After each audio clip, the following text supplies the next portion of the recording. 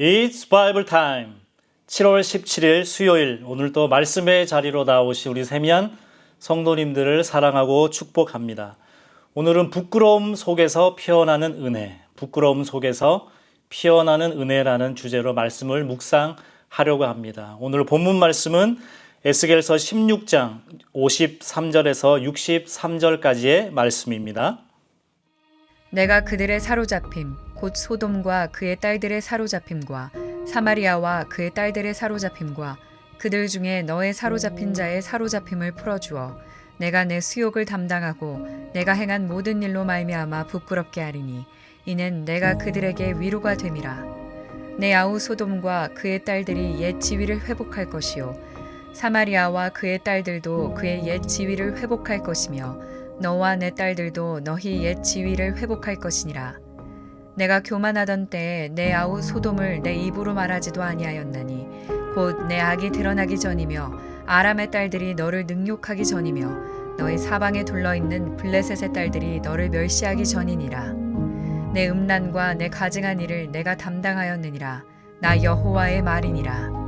나 주 여호와가 이같이 말하노라. 내가 맹세를 멸시하여 언약을 배반하였은즉 내가 내 행한 대로 내게 행하리라. 그러나 내가 너의 어렸을 때에 너와 세운 언약을 기억하고 너와 영원한 언약을 세우리라. 내가 내 형과 아우를 접대할 때에 내 행위를 기억하고 부끄러워할 것이라. 내가 그들을 내게 딸로 주려니와 내 언약으로 말미암음이 아니니라. 내가 내게 내 언약을 세워 내가 여호와인 줄 내가 알게 하리니 이는 내가 내 모든 행한 일을 용서한 후에 내가 기억하고 놀라고 부끄러워서 다시는 입을 열지 못하게 하려 함이니라. 주 여호와의 말씀이니라. 혹시 이런 경험이 있으신가요? 부부 간에 상대방을 위해 깊은 상처되는 말을 해놓고 그 말이 얼마나 가시가 되는지 알면서도 서로 어색해서 용서를 미루는 경우가 있지 않습니까? 또는 자녀들이 부모님에게 거역을 합니다. 부모님의 말씀에 순종하지 않고 큰 실패를 했을 때 오히려 그 자신이 부끄러워서 부모님 앞에 서지 못할 때가 있지 않습니까? 교회에서도 마찬가지 일이 있습니다. 성도 간에 깊은 상처 주는 말, 관계의 골이 깊어지는 상황임에도 불구하고 함께 예배를 드리는 공간에서 눈을 마주치지 못하는 그러한 경우는 없습니까? 우리는 보통 이런 경우에 어떻게 합니까? 그 기억을 지워버리려고 하고 덮어두려고 합니다. 그런데 만약 내가 상처를 준 그 사람이 오히려 나에게 찾아와 용서를 했다며 그리고 괜찮다며 다시 시작하자라고 말씀을 해준다면 우리의 마음이 어떨까요? 그것은 고마움과 미안한 마음이 섞여서 부끄러운 나 자신을 발견할 때가 있습니다. 오늘 이스라엘 백성들이 그러한 상황입니다. 절망적인 상황 속에서 들려오는 희망의 소리가 있는데 이스라엘이 수치가 드러나고 부끄러움이 드러나지만 동시에 하나님께서는 회복의 은혜를 말씀하고 있습니다.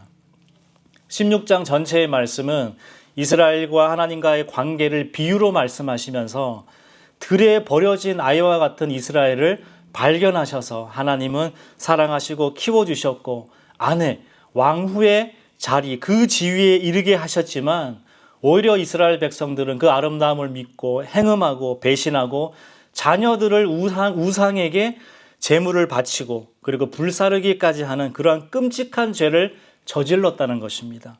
그래서 소돔보다 이스라엘 백성이 더 패역했노라고 충격적인 말씀을 하는 본문의 말씀입니다.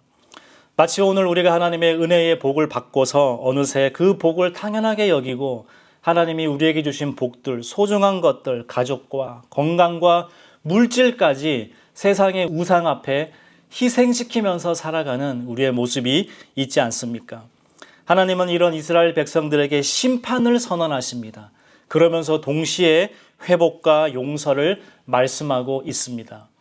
그 회복의 첫 번째 하나님의 말씀은 부끄러움을 피하지 말라고 말씀을 하십니다. 우리 53절 4절의 말씀을 보겠습니다.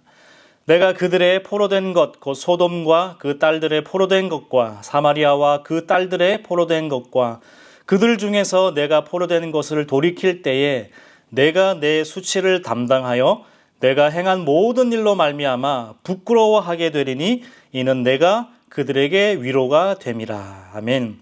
소돔과 사마리아의 회복부터 먼저 말씀을 하십니다. 소돔이 어떻습니까? 죄악의 대명사가 소돔입니다. 사마리아는요, 우상 숭배 때문에 갈라진 서로 상종하지도 않는 그 형제들을 하나님이 먼저 회복하신다고 말씀을 하십니다.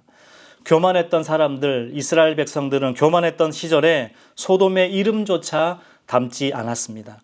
56절 7절 말씀입니다. 네가 교만하던 때에는 내 입에 내 동생 소돔을 두지도 아니하였나니 곧 내 악행이 드러나기 전에며 지금은 너도 에돔 딸들과 블레셋 딸들 곧 내 사방에 둘러 있어서 너를 멸시하는 자의 비방거리가 되었도다. 아멘. 소돔을 무시했는데 이제는 에돔과 블레셋 이방 민족들이 이스라엘을 오히려 무시하는 꼴이 되고 말았습니다. 58절 말씀입니다. 내 음행과 내 가정한 일을 내가 담당하였느니라 여호와의 말씀이니라. 하나님은 이렇게 우리의 죄를 그냥 슬쩍 넘어가지 않으십니다. 괜찮아 하며 넘어가지 않으세요. 교만을 완전히 깨뜨리시기 위해 부끄러운 현실을 마주하게 하시고 수치를 드러내는 것을 시작으로 그 은혜가 임한다는 것을 믿으시길 바랍니다. 내가 그토록 무시하고 손가락질했던 바로 그 사람과 나는 별반 다르지 않구나. 오히려 나는 믿는다고 하면서 크리스찬이라고 하면서 직분자라고 하면서 내가 더 추악하구나. 그 사실과 직면하게 만드신다는 것입니다. 저는 이런 이야기를 종종 합니다. 내가 죄인 앞에 서면 의인 같아 보여도 우리는 하나님 앞에 서면 모두가 죄인입니다. 죄인인 사람 앞에 서면 내가 조금 더 나은 의인 같아 보일 수 있지만 우리는 그 어떤 사람도 하나님의 영광이 이르는 그 어떤 사람이 없습니다. 우리 모두는 하나님 앞에 서면 모두가 죄인인 것입니다. 회복은 이처럼 죄와 비참함을 정직하게 인정하고 그 부끄러움을 받아들이는 데서 하나님의 그 은혜가 시작되는 줄로 믿습니다. 그래서 수치를 피하지 마십시오. 그 수치를 드러나게 하심, 하나님 앞에 엎드러지게 하시는 이것이 하나님의 은혜의 시작입니다. 이 수치를 드러내지 않으면 우리는 끝까지 숨기고 도망가고 그 자리를 피할 것이기 때문에 수치와 부끄러움과 죄를 드러나게 하시는 그 하나님의 은혜를 감사하시기를 바랍니다. 하나님은 이 회복의 근거가 또 우리에게 있지 않다라고 말씀을 하시며 하나님이 기억하시는 언약, 하나님의 신실하심에 있다 말씀을 하십니다. 59절 말씀입니다. 주 여호와께서 이같이 이르시되 내가 맹세를 멸시하여 언약을 깨뜨렸은즉 내가 내 행한 대로 내게 행하리라. 완전히 절망적인 말씀이죠. 우리의 행위대로 하나님이 갚으신다면 우리는 멸망밖에 없을 것입니다. 그러나 여기서 하나님의 놀라운 반전의 말씀이 있습니다. 60절 말씀입니다. 그러나 내가 너와 내 어렸을 때에 맺은 언약을 기억하고 어렸을 때에 맺은 언약을 기억하고 이것이 복음의 핵심이 다 들어가 있습니다. 그러나 내가 너를 기억한다. 이스라엘 백성은 하나님의 약속을 잊었습니다. 그러나 하나님은 기억하고 계셨습니다.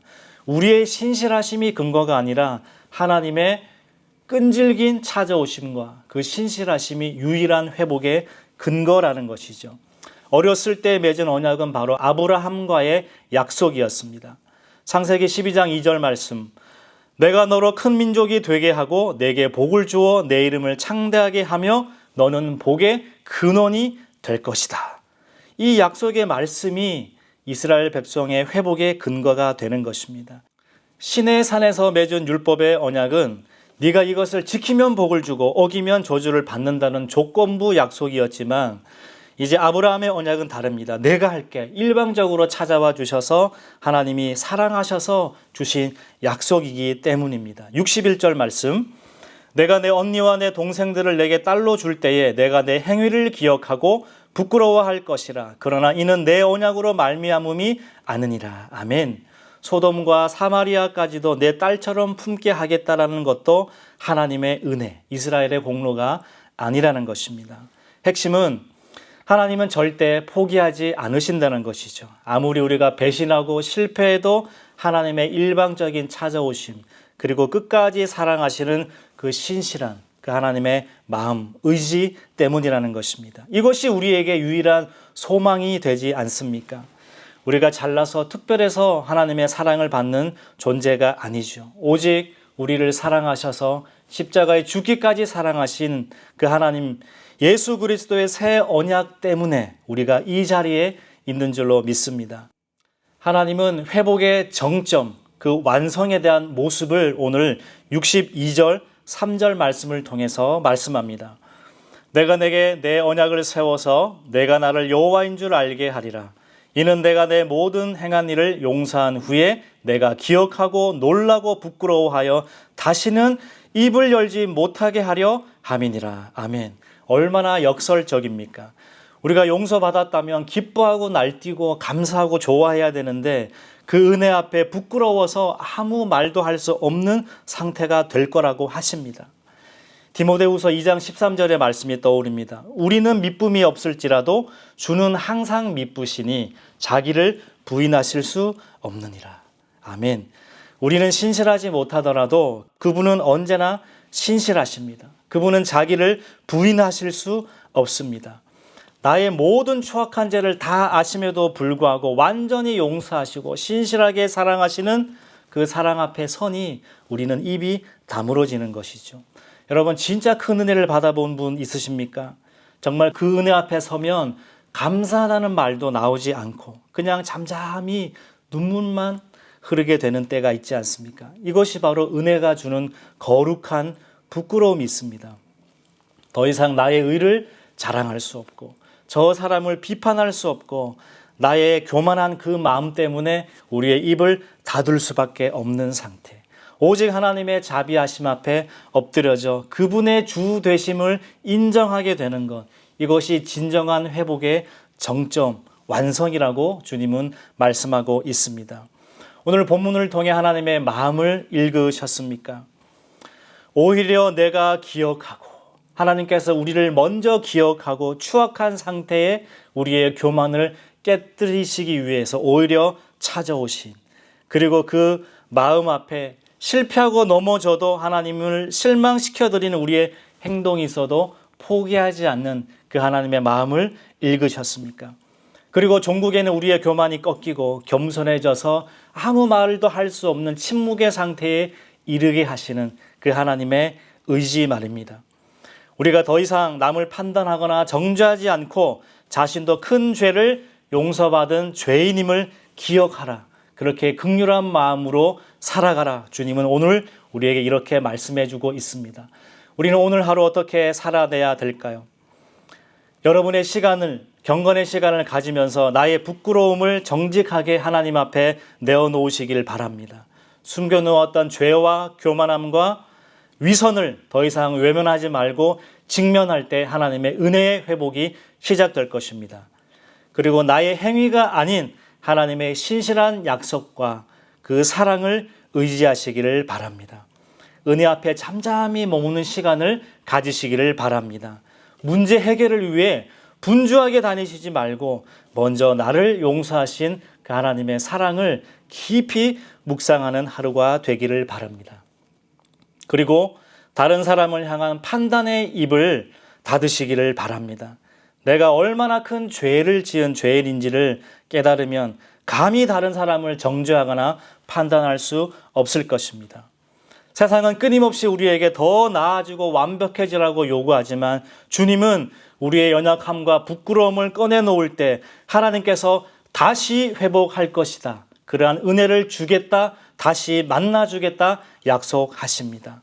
이 사랑 앞에 우리 오늘 이 하루 모든 변명과 자랑을 멈추고 오직 감사와 찬양만이 남는 오늘 이 하루가 되기를 주님의 이름으로 축복합니다. 기도하시겠습니다. 사랑의 하나님, 우리의 모든 죄악과 추악함, 부끄러움을 아시면서도 찾아오신 그 사랑을 감사드립니다. 압도적인 은혜 앞에 저희의 모든 교만한 입술이 닫히게 하시고 오직 잠잠히 주님의 사랑을 경배하게 하여 주시옵소서. 이제는 남을 판단하는 자가 아니라 용서의 빚진 자로서 받은 사랑을 흘려보내는 통로로 살게 하여 주시옵소서. 예수님의 이름으로 기도합니다. 아멘.